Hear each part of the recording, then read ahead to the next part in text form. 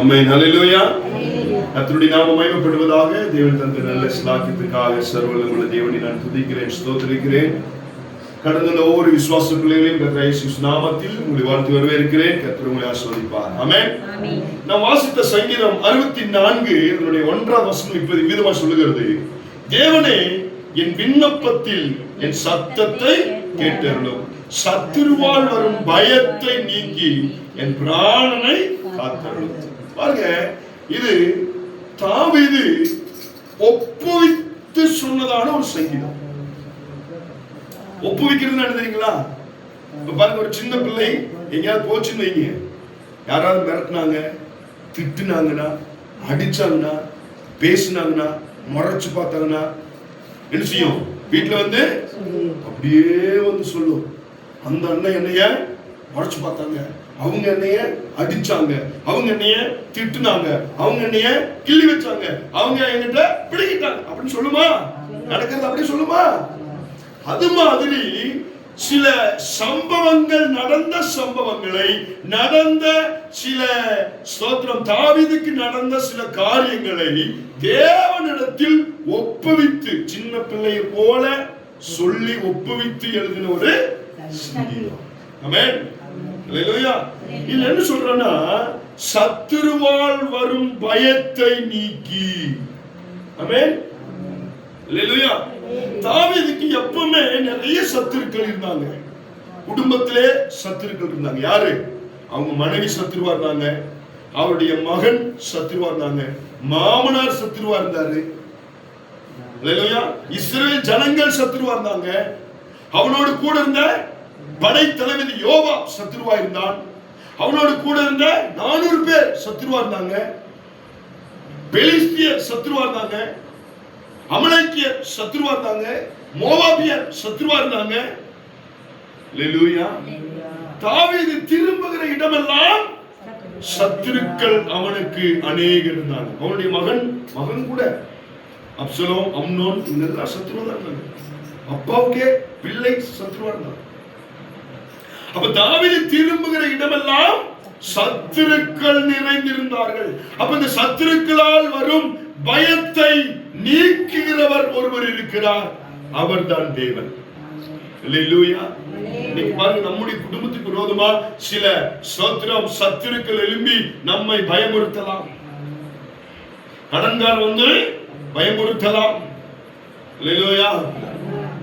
சொந்த பந்தங்கள் விரோதமா எழும்பி பயமுறுத்தலாம்.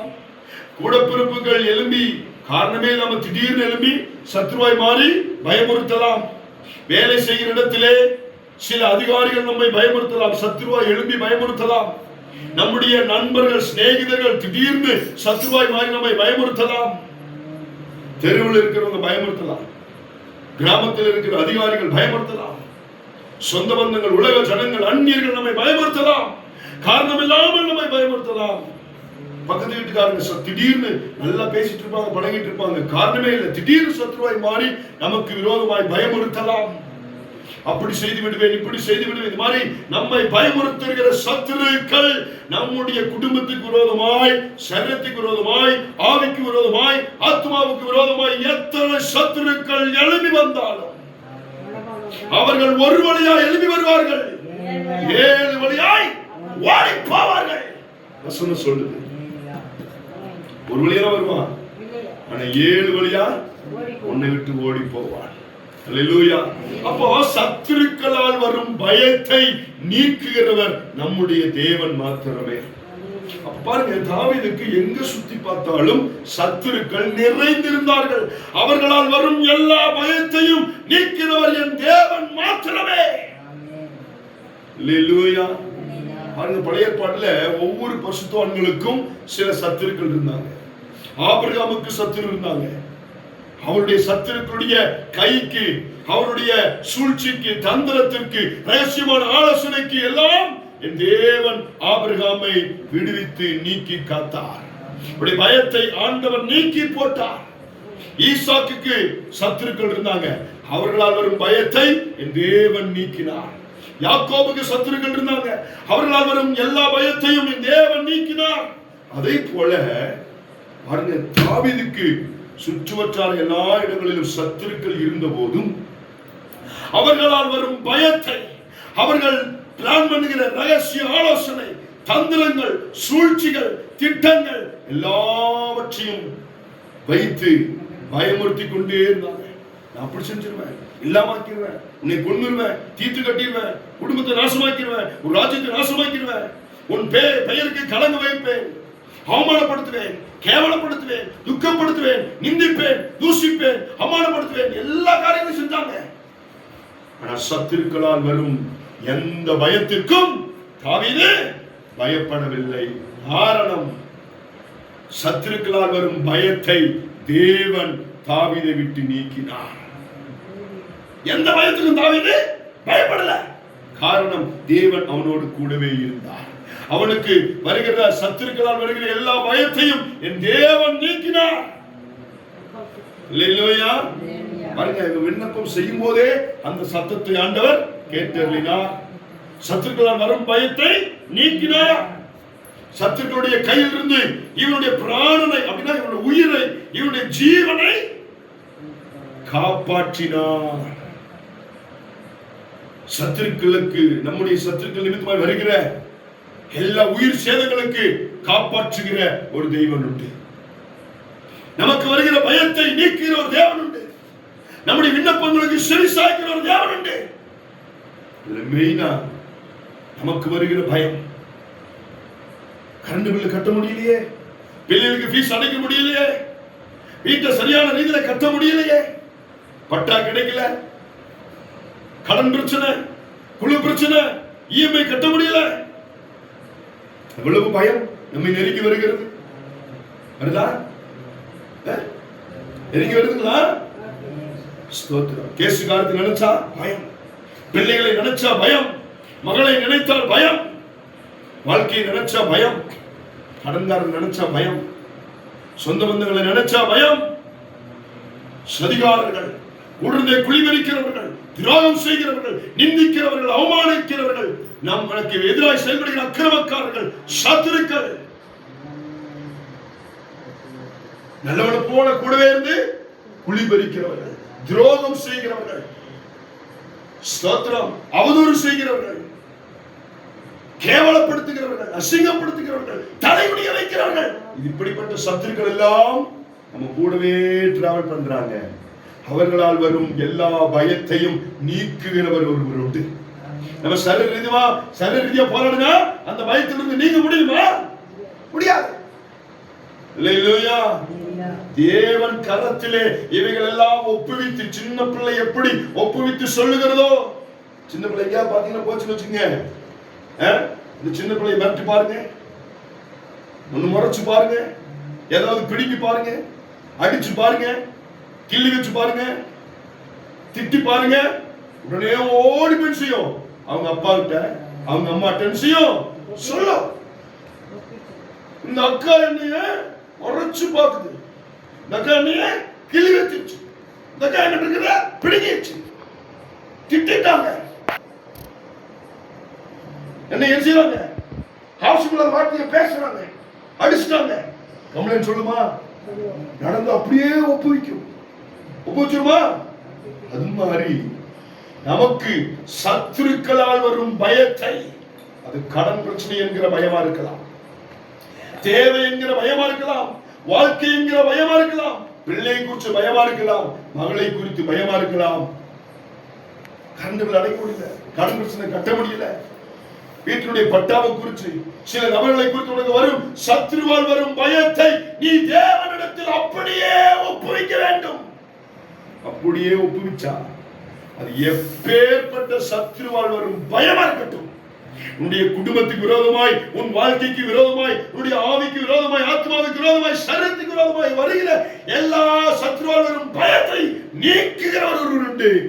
அவர் உன்னையும் என்னையும் உருவாக்கி இருக்கிறார், சிருஷ்டித்திருக்கிறார், முன்குறிச்சிருக்கிறார், அழைத்திருக்கிறார், தெரிந்து கொண்டிருக்கிறார், வேறுபடுத்தியிருக்கிறார். ரத்தத்தினாலே கழுவி சுத்திகரித்து அவருடைய மகனாக மகளாக உன்னையும் என்னையும் ஆக்கி இருக்கிறார்.